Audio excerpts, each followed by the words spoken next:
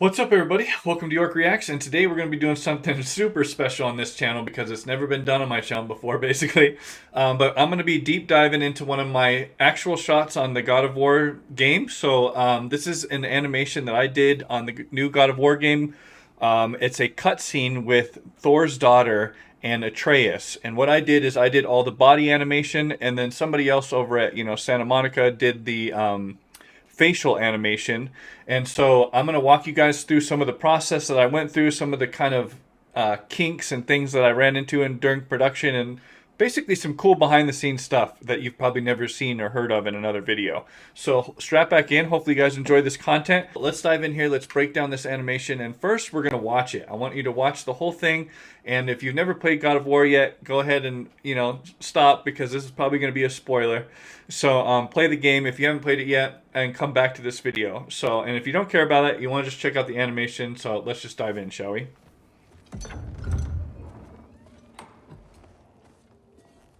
Whoa! Loki, right? Gotta say, the irony of this isn't lost on me. This was his room, you know? His? My brother's. Your brother? Modi?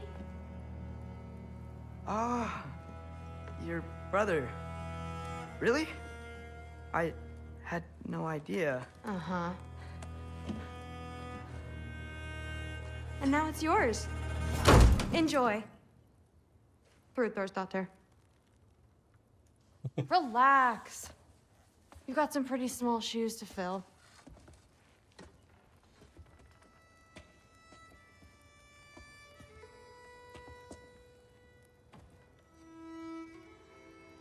We're better off without him, Loki. Trust me.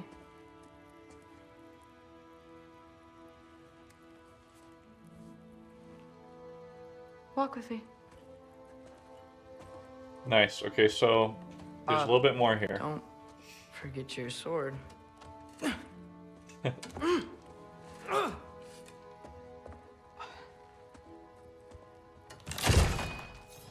No problem. Someone will clean that up. Okay, so my scene ends right here as he walks away, right here. Goes into gameplay. All right, so my scene starts here as he comes and starts grabbing this door. So right here. And so I had to animate his hand coming here, pulling the handle. I had to animate the handle coming up, and I had to animate his hand kind of coming off of here and holding the door. And now this is all done with motion capture that I had to adjust for the table, or I'm sorry, for the door and whatnot. And her sword, I had to do a lot of work with her sword here, and with his kind of. So the hardest part about this animation was that she has to walk up and press this sword against his chest. Now, when she does that, in real life on the set of the stage, right, when they were in motion capture suits and they have all their stuff and they're recording this, the sword that they used on stage was actually a foam sword. So it was like a Nerf sword.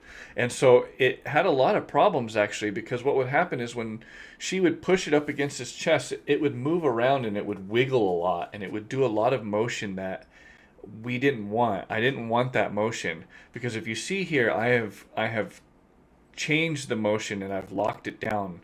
And so like when she puts this sword up against his chest, I'm now creating a whole new constraint system. So what I did is I put a locator on his chest. I put like this like invisible locator thing that in Maya or in Motion Builder, which is called a null. And what I did is I had it follow his chest. And then I baked out that animation. I saved out all the animation of that so that I had an animation of this null or locator that's following his chest. And then I realized that once I tried to have her hand and that sword follow his chest, like follow that little locator, that was bad because it was too much motion. The sword and everything was going all over the place. And so I had to tone down the motion after that. What I did is I clicked on that locator and I toned down the motion. I smoothed it out. I mellowed it out so that whenever it wiggled, it didn't wiggle so drastically and so big. And then I set up a constraint with her hand and her sword. So I have the sword connected to her hand. So whenever she moves her hand, the sword goes with it, right? But then the sword is connected or parented to the locator on his chest. So in reality, the locator ends up driving the sword and her hand. But it's only every now and then. So you don't know that on this scene. But during this scene, I have my little constraint turning off and on in here. So right now it's following her hand, right? And then a little bit in a second here, boop, right now it's following that locator. It's locked onto his chest. It's kind of following his chest a little bit. And it's also following her hand. It's one of those things where I feathered it in. I only have like 50% or 80% of this thing happening. And then also I have some motion of the original motion that's there. And that's how I was able to do this scene here. And then I did multiple different constraints because if you see, there's moments later where she has to reposition her hand. So right here, she has to take her hand off of the sword and kind of reposition it. Now, if the sword is linked or parented to that locator, that you can't do that. So the moment she moves her hand and all that stuff, the sword will just stay there and wiggle around and do stuff. And in certain moments, like right here, you want the sword to feel like it's following her hand. So I switch it over in these areas and I blend it. And you don't even see this visually, but I blend it over and you want to make sure that now it's following the hand, now it's not. And so right here, I do a switch later on to where it's no longer following that locator or the hand, because the hand needs to move. See this right here? Now the hand needs to do its own thing. It needs to move and swivel around and do its own thing. And that's a hard part to do. This was a hard little section right here to do, her readjusting her hand. And I can see the sword move. See it? It pops out. It shouldn't do that. On my animation, it didn't look that way. But once it gets into the game engine, there was probably some kind of little tiny little difference there or minutia. And then here, okay, this is very interesting because I want to talk to you guys about this stuff because no one knows this. Okay, but in this scene right here, before when she moves the sword up, okay, see this? Now watch when the sword starts to pivot and go upwards. Right here. So right here, I'm animating actually, I'm animating that null. So that locator thing I was talking to you about on his chest, I actually hand animate that and I rotated it like this to angle the sword up. And then I had her hand follow the sword, if that makes sense. And then I have it turn off and the sword now is going to follow her hand. So now the sword is following just her hand so that she can grab it and pull it off his chest. See that? And then she's going to slam it down on the ground.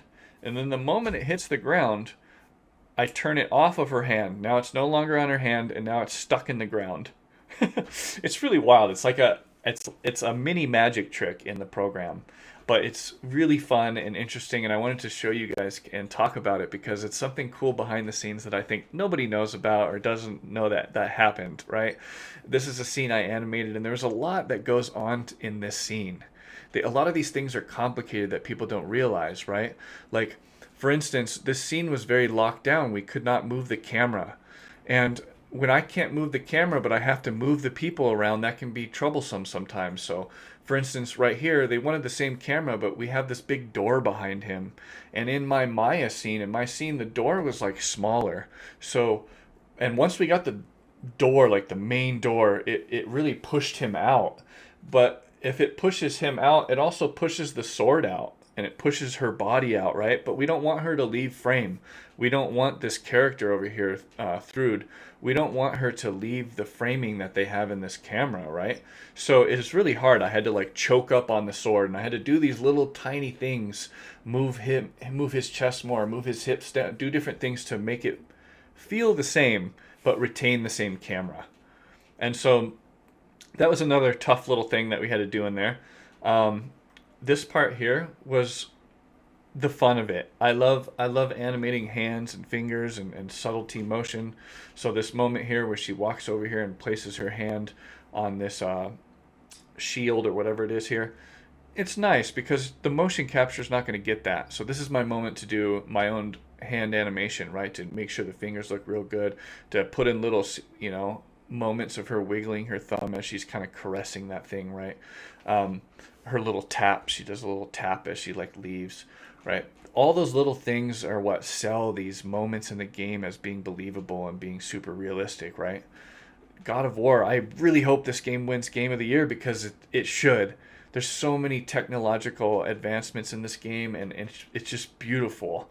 It's so cool to see my animation finally look like this, right? With lighting and texturing and the rendering and in the PS5 like this.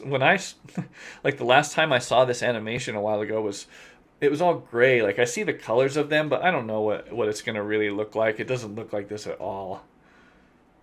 So it's cool to see this in a final state, and a lot of these little details a lot of these people don't know about. So for instance, right here, okay, here's another kind of cool behind the scenes thing that happened on here. So the sword has to stay in the ground, but the sword is not going to stay in the ground in reality, right? In how do I say this, in uh on stage, they didn't have a real sword. Remember, I was telling you it was made of foam. It was like a Nerf sword. So in order to get this effect of the sword being stuck in the ground here, there was a guy like laying on the floor, like holding the bottom of the sword while Atreus is like wiggling it around. Well, that that caused a lot of problems, okay? Because as he's grabbing the sword and wiggling it and moving it around aggressively, like he's trying to rip it out of the ground, the guy down on the stage, it's very hard for him to hold it there. So the sword actually was wiggling all over the place, and we tried to lock the sword down, but I can tell now that in the final game, they just locked the sword down completely, because I used to have a little bit of wiggle in there, but there's nothing in there anymore now. It's all stuck in the ground until right there, until she pulls it out. And it also looks a little weird there. You can see it shift, you can see it rotate before it pulls out.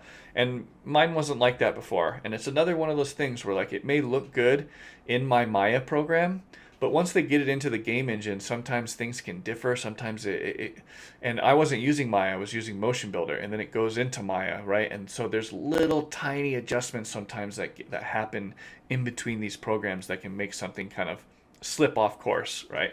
And that's kind of why that rotates a little bit and you see that shift. I probably so cool.